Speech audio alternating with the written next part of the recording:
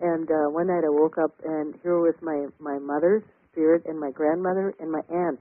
And my mother said, I just brought Ma and Sis to show them your house. I said, okay. Just rolled over and went back to sleep. And, Ma was the grandmother, and then Sis was my aunt. It was just like no big deal. Just, okay, kind of shrugged my shoulders. All right. All right. Well, I was thinking she may have come back on the month later just to try to make you feel better. Oh, sure, I know it. But I was, in my own selfish grief, I should have I should have been okay with it, but it was too soon. But it's interesting, when my dad died, he died in Mom died in 93, and Dad died in 95. Uh-huh. And 3 days after my dad died, he woke up real fast in the spirit world. And I was mixing this Christmas drink. It's hot Tom and Jerry. It's got a little brandy and rum and this thick egg mixture in there. And it's very rich and very good, but they're only fun when it's real cold out. And my dad liked a little glass of brandy at night. But anyway, and I heard this voice behind me. He says, "Gee, Dolly, that looks good." And Dolly was my dad's nickname for me. Yeah, he's probably wishing he could taste it. Yeah. Well, exactly, yeah. I mean, but, and I wasn't nervous or afraid at all then. It was just totally normal, totally, he was there looking over my shoulder, and, yep, you're right, wishing he could have a taste of that. Uh-huh. Well, let's go into the history of Fate magazine. I know it's been around over 50 years, because when I got my first copies, it was in the 1950s. Yes, well, actually, Fate started in 1948. That's the very first issue. And I probably got my first one just a few years after it started then. Right. We just did a reprint, an exact replica of the very first issue, spring 1948, and the cover story was about Kenneth Arnold's UFO sighting out in Mount Rainier. Ah.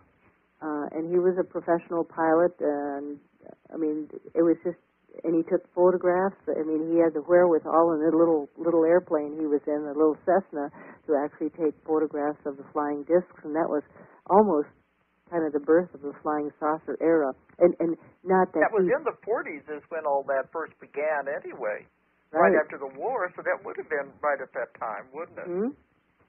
Uh-huh. So but that was the first issue.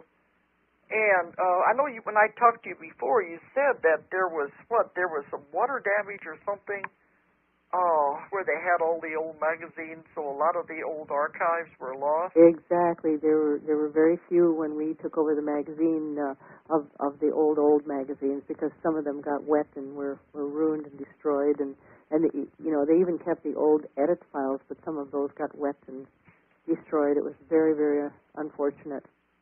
That's why I gave you all my collection this last year. Yes, we appreciate that so much. I thought maybe you had a lot of those, but there may have been some copies in there that were missing from yours, Oh, no, we didn't. Well, there's a bound set, but you can't photocopy them. Sometimes they cut off the edges, so they're really not as easy to look at as the individual magazines. Uh-huh. They're much more user-friendly. Well, the first ones I got were back in the early 50s, because it was right. I got married in 51, so. But I remember I'd always been fascinated by the unusual and strange, and I never, I just thought it was interesting. And I remember seeing the first Fate magazine, and I thought, well, wow, here's a magazine that's all about the things I'm interested in. And that was the first one I got, and I think it did have a lot about UFOs in it. It kind of started out that way, that it was UFO heavy, and then they started telling about some sensational stories, and about Richard Shaver, the strange guy who had he believed he was communicating with people from under the earth, the Deros and the Neros. Well, I remember I was reading it for that reason about the UFOs, and then I started looking at the other stories, and I said, well, wow, it's not just that. It's all the kind of thing I was interested in. And that first few years, I didn't get every copy because I just discovered it. Mhm. So that's why when I gave you from the 60s on, I think I had just about every month issue, but it was the 50s. I only had about 5 or 6. So Weren't the covers wonderful in the 50s? oh yeah, but mine were packed away where the mice and those little weevils get into it. Right. Yep. But we sure appreciate having them. Right, and in the 60s, they just had type on the cover. They didn't have the pretty paintings and drawings and that's all they had. Mm-hmm. But I told you I didn't know what to do with them, and you said you didn't care if they smelled musty and No. that. No, they're all aired out and just fine now. Okay. But anyway, they started way back there with Curtis Fuller. Was he the first owner? Ray Palmer was one of the originators. Ray Palmer was the first, wasn't he? Yes, and then he and Curtis Fuller got together, and then after a few years, then Curtis and Mary Fuller took it over all themselves, and they ran it for 30 years. I was thinking he was the only one that I ever knew about that were doing it. This must be one of the oldest magazines still in print in the United States. It is the longest-running paranormal magazine in the world. Oh, okay. It's interesting when the Fullers sold Fate magazine to Llewellyn in, I think it was 87 or 88, and then they died not too many years after that, both of them. They worked hard. Sometimes retirement, I don't think, is a good thing because people just kind of lose their joie de vivre. They lose their interest in life. But anyway, Kurt and Mary Fuller's spirits would come around and not haunt us, but visit us at the magazine. And they were actually here in my house. I didn't sense them, but our person who does our website did, and he said it just scared the heck out of him. He was downstairs sitting at a desk, and all of a sudden, poof, they were there. He's a good Catholic boy. He was just kind of scared him a little bit, but he definitely knew it was them. But I know, I agree with you. I think if somebody, that is their whole life, that's their baby, and then suddenly they don't have it anymore, even though they think retirement's going to be great, something has gone out of their life. Well, exactly. The raison d'etre, I mean, it's your reason for living. It's like the impetus to get up and do, unless you have some other passion, if it's gardening or photography or writing. I mean, I think you have to have something that really makes you want to get out of bed in the morning and be excited. And right, they no longer had faith in, and they breathed it. I mean, they were so devoted and dedicated. And then all of a sudden, it's not there anymore. Right. So you just kind of wind down. You hear that from a lot of people that are business people, and as soon as they retire, they die because they've lost their incentive, their baby, really, handed it over to somebody else, Yeah, so unless you do a second career or something that keeps your interest. Why, I don't think retirement is all what it's cracked up to be. No, they say a lot of people don't live very long after they really retire. Nope. Yeah, one man said, I'll be fine. Just park me by a lake and I'll fish all the time. Well, that'll get old pretty soon. Sure. It might be fun for a couple of weeks, but then after that, it's especially if you've been active in your life. Maybe in older generations when our world was much simpler, but now we have so much stimulation. But it's the same way, like both of us. You got to keep your mind active. And I think that's where you grow old, is when you stop using your mind. I agree, yep. Yeah, because I'm a publisher, too, so I know we're both going through all of this. Yes, yeah. Some days you want to tear your hair out and wonder why you're doing it, but it's just, I think it's in your blood. Yeah, because I know you always think, am I going to have enough money now to put this next book out and all of that, Yeah, there is that challenge always.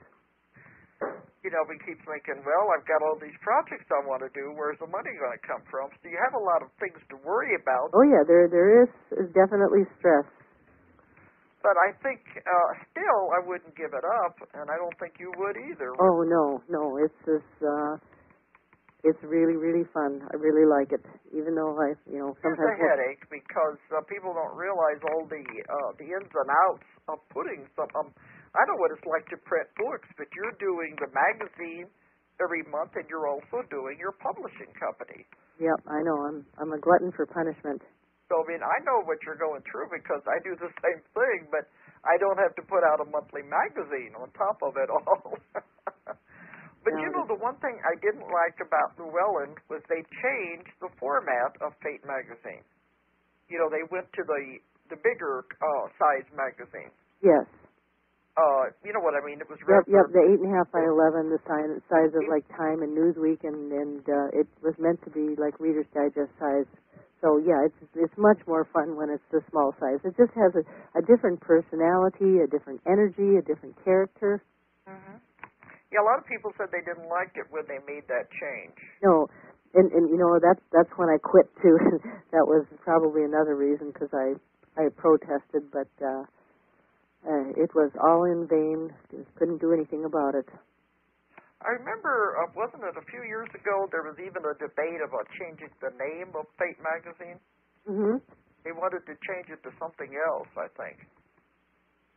Do you remember that? Yep, I do. And I know Carl talked about that more than once. And I don't remember what they wanted to call it, but I think people had just gotten so used to it being Fate that I don't think they would recognize it by any other name. No, definitely that was a mistake. Uh-huh. But I do think it was a mistake going to the bigger size. Mm-hmm. But, then you said it wasn't too many years that they sold it then.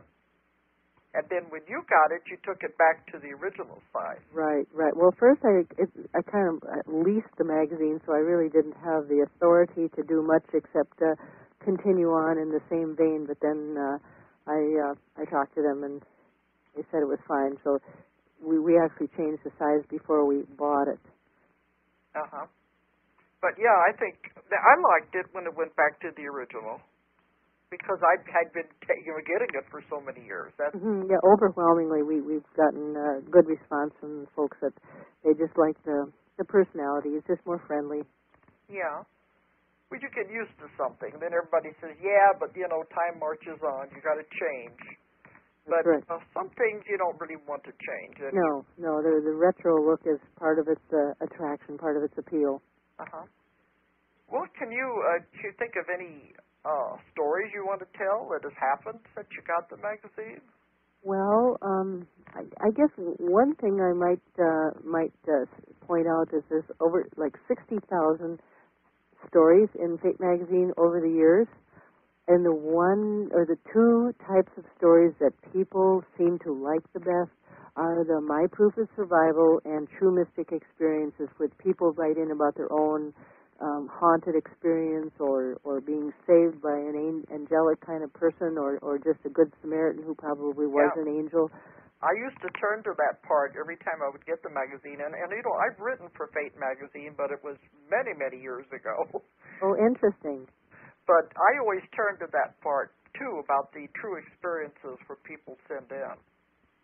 It's kind of like a Bible for a lot of people because excuse me, I'm gonna switch phones here. Just a minute, please. You go to what?